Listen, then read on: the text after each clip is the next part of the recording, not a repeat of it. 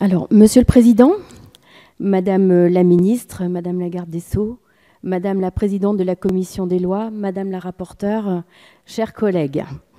Durant la campagne présidentielle, le candidat Emmanuel Macron avait promis, je cite, « Il y a une cause nationale que je porterai, qui est l'égalité entre les femmes et les hommes ». Alors que l'affaire Weinstein a libéré la parole de nombreuses victimes de harcèlement et violences sexuelles, le chef de l'État s'est emparé du sujet avec la présentation d'un grand plan de sécurité sexuelle. L'objectif est clair, ancrer dans les mentalités la dimension répréhensible de certains comportements. Rappelons que sur une année, 93 000 femmes de 18 à 75 ans ont déclaré avoir été victimes de viol ou de tentatives de viol. 53% de ces actes surviennent avant l'âge de 18 ans. En parler, l'évoquer régulièrement est la meilleure approche pour que la société prenne conscience de la nécessité vitale que les choses bougent enfin.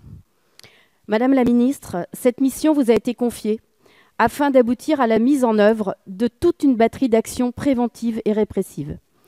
Il est primordial de changer les mentalités concernant le volet préventif sur les violences sexistes et sexuelles.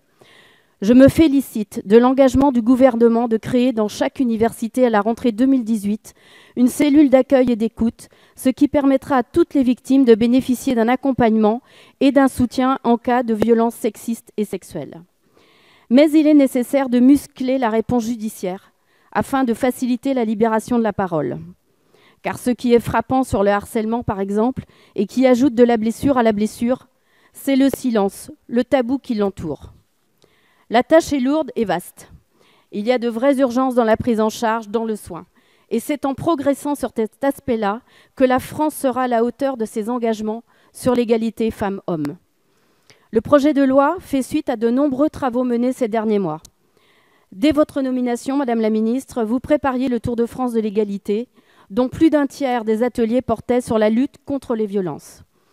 En vue de l'examen de ce projet de loi, le groupe La République En Marche s'est fixé une ligne de conduite simple et qui consiste à mesurer chaque disposition à l'aune de deux exigences.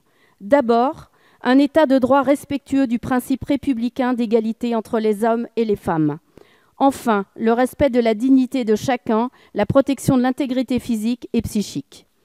Améliorer les sanctions des auteurs de violences sexistes et sexuelles et mettre fin à leur impunité sont les raisons pour lesquelles nous pensons que notre arsenal législatif doit être renforcé. Ces faits, qui sont l'expression la plus extrême et odieuse de la domination d'un sexe sur l'autre, doivent être combattus sans relâche. La loi va permettre de condamner plus fermement toutes les violences sexistes et sexuelles. Le délai de prescription sera allongé pour les crimes sexuels commis sur mineurs et tous les cas de violence contre les victimes de moins de 15 ans seront condamnés. Bravo.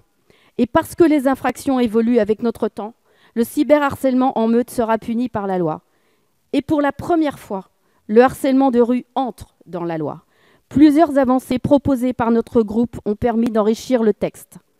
Les circonstances pouvant être prises en compte par le juge pour apprécier l'existence d'une contrainte ou d'une surprise dans les cas d'atteinte sexuelle ont été clarifiées. La qualification pénale de l'inceste a été étendue. Et je me réjouis plus particulièrement pour l'une d'entre elles, à laquelle j'ai contribué d'ailleurs, consistant à étendre la liste des circonstances aggravantes prévues pour un certain nombre de violences sexuelles. D'autres dispositions vous seront présentées par mes collègues.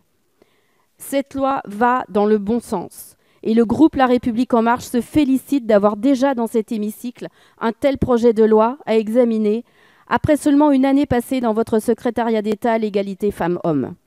Madame la Ministre, tous ici connaissent votre degré d'écoute et d'engagement sur cette cause. Et je tiens à saluer la qualité, ainsi que La République En Marche, tout le groupe, la qualité de votre travail et celui de vos équipes qui font rayonner cette grande cause du quinquennat bien au-delà de nos frontières. Le fondement de l'équité entre tous nous permettra de vivre dans une société réconciliée, je l'espère. Enfin, Madame la Ministre, à titre personnel, au nom des Sarthois, je tiens à vous adresser notre vive admiration pour la grande fierté et le grand travail qu'une femme de votre envergure met comme énergie à nos côtés. Votre combat est désormais le nôtre. Ce texte permet une avancée majeure dans la protection contre ces violences. Je vous remercie. Merci.